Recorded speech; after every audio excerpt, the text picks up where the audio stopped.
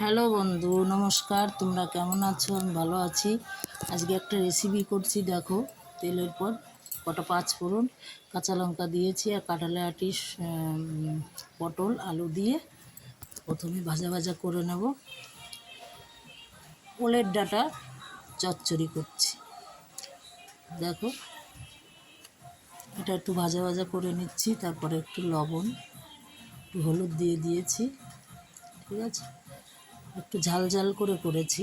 এটা বেশ সুন্দর করে ভাজা ভাজা হয়ে গেছে। যখন তেলটা বেরিয়েছে তখন ওলের ডাঁটাটা সিদ্ধ করে রেখেছিলাম, ওলের ডাঁটাটা দিয়ে দিলাম।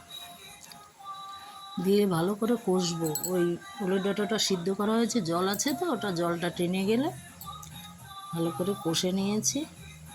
দেখো, আমার ওলের ডাঁটার চচ্চড়ি রেডি। তোমাদের কার কেমন লাগে লাইক কমেন্ট শেয়ার করে জানিয়ে দিও। ঠিক আছে।